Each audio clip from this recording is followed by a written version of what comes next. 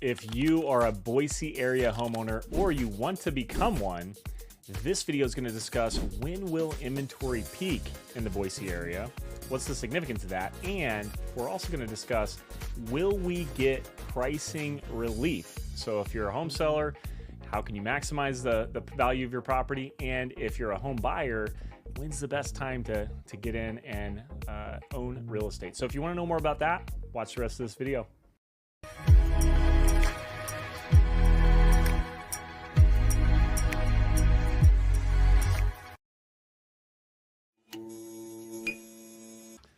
All right, so when will we see a peak in inventory?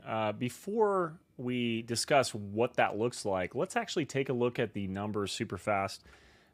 When you zoom in on the inventory, which we do every month here, this kind of gives you an active inventory for the Boise area. You can see this is the past 12 months.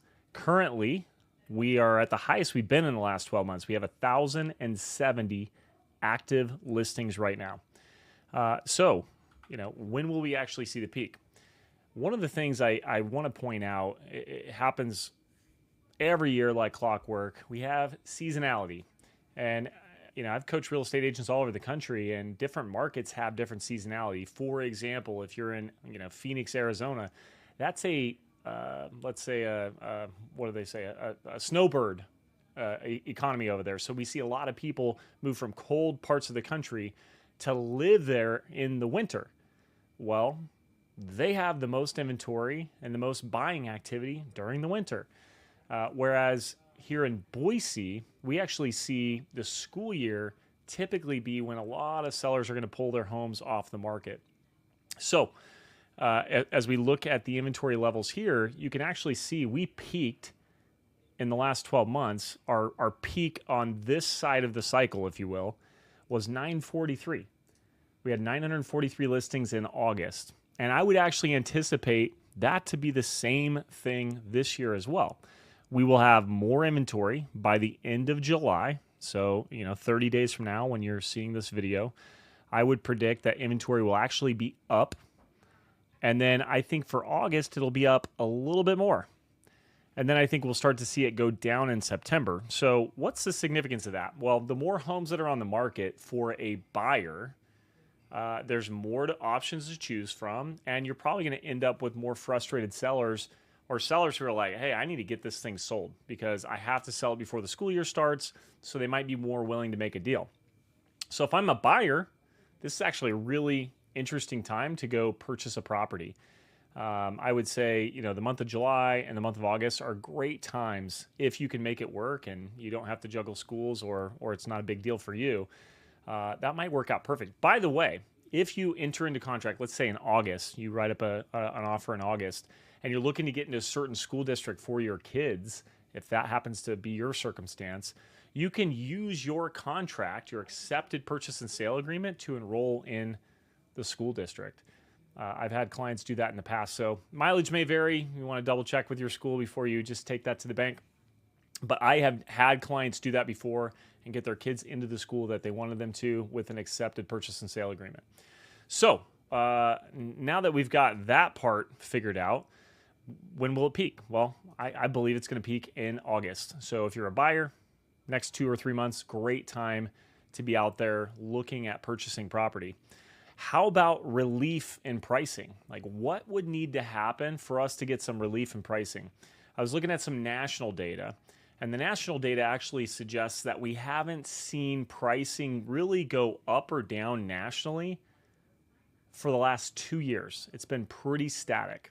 So let's look at what it's done in the Boise area. As we come down here, this is showing you pricing over the last essentially 10 years. And we've had a lot of price appreciation. In fact, 2023 was the only year in the last 10 years where we didn't see price appreciation. Now, keep in mind, this is the average sold price.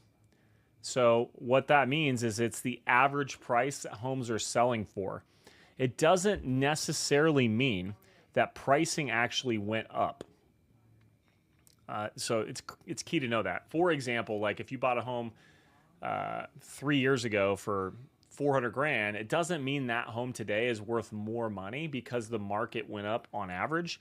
It just means the average price of homes selling has gone up by X percent. That's what this property means, or that's what this graph means when it's talking about average sold price. So, we've gone up 3.1% in terms of average sold price this year. It could just be the case that we're seeing more expensive homes selling, not that they've gone up in value. So if that doesn't make sense, you can put it in the comments or reach out to me directly. I can tell you. The best thing that you can do is you can reach out to your favorite real estate professional. If you don't have one, we'd love to help you out at City of Trees Real Estate. But you can reach out to your favorite real estate professional and have them look at your specific home to tell you what's happened with it. Because real estate is very local, and there's certain markets that are seeing appreciation, certain markets and price points that are seeing appreciation, and there's some markets and price points that are not. So when will we actually get relief?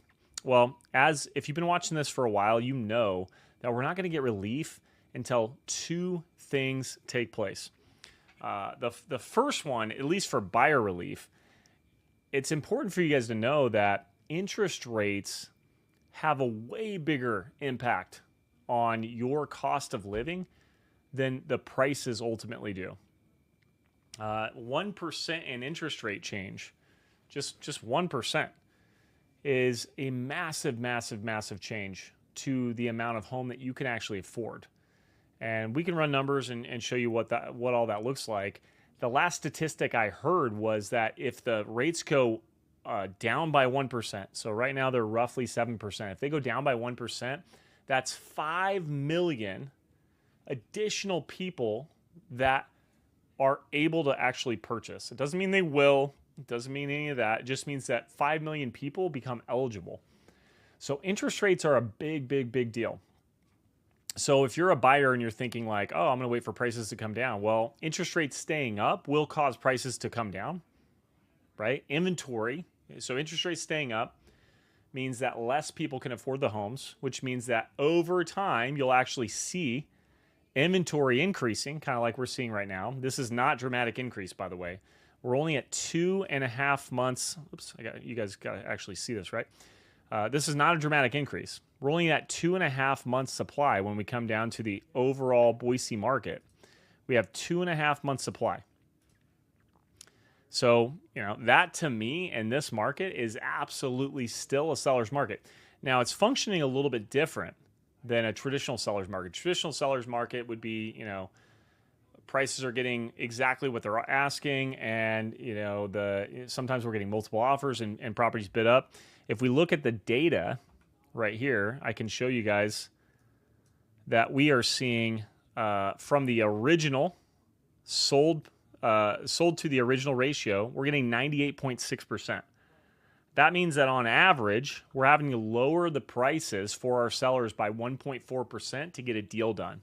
So whatever you see the property come out on the MLS at, on the very first time that's listed, those sellers are having to lower their price by 1.4%, either lowering the price like before you purchase it, or they're negotiating directly with that buyer to get a deal done.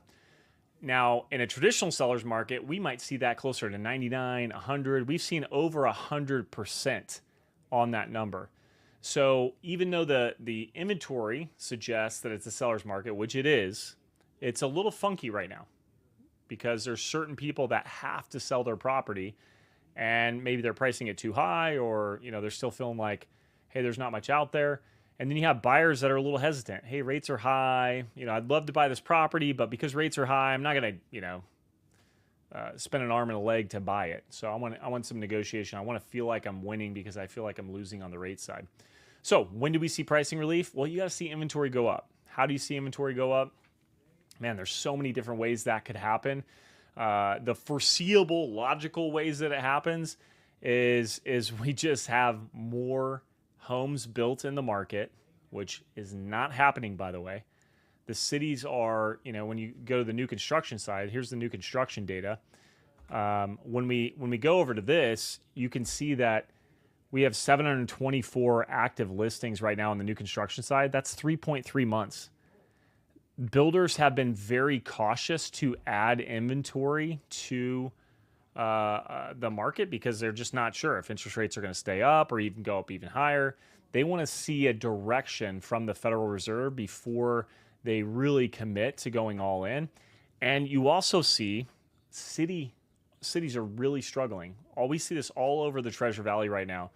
CUNA is getting a lot of pressure from the school districts, so they don't want to approve more lots because the schools can't handle it. Seeing the same thing in Star with the fire department. They don't have enough budget for their firemen to be able to service the growing population. So they're putting a lot of pressure on builders and developers, and all the cities are doing this in various ways. Lots of pressure on builders and developers right now to spend more money, and it's slowing that down. So we're not going to see relief from builders and developers. That's not going to happen in a short term. I mean, it would take years before we start to see relief from the building side. So you need to see some other event, maybe some sort of large layoff event that affects the Treasure Valley. I don't know what that could be, but that could be something that causes more inventory, because people can't afford their homes and they need to sell, or they need to move out of town to get jobs. There is a large construction contingent in our valley, and with construction slowing down, a lot of those workers are having to find work elsewhere. But that's baby phases right now. We're in the very early phases of that. So inventory's got to go up to get some pricing relief. I don't see anything that's going to cause inventory to skyrocket. So if you're waiting to buy, if you're waiting for prices to come down, I think you're much more likely to see rates come down a little bit, which, by the way, is a better impact for your budget than prices would ever be. I say ever. You'd have to see dramatic price changes before they outpace interest rates. So long story, really short, those are your answers to the questions. I think inventory peaks this year in August, like it typically does. I think you're going to see a lot of homes fall off the market in September because families are going to want to settle in and say, you know what, didn't sell my home, I'm going to stay put for the school year. And then I think you're also going to see pricing stay very steady. I don't see it increasing rapidly. I think this 3% increase for this year so far is very, very, very healthy. I would guess over the next 12 months, you're probably going to see 0 to 3% again. I don't see pricing jumping up unless we get a much needed movement in interest rates, and then you start to see buyers come off the fence. Just like I said, if interest rates drop 1%, that's an additional 5 million people in the United States that can buy. What percentage that's in Idaho? No idea. But it's a significant amount, and it would cause a lot more buyers to come into the market, which actually would put pressure on prices to go up. So very, very interest rate driven market. If you guys have questions on any of these numbers or the data, if you guys want to see this data sent to you, either new construction or existing, if this is something that interests you like it does us, reach out to us. Any of your favorite City of Trees real estate agents can get you this data, and we'll see you guys here in about a month.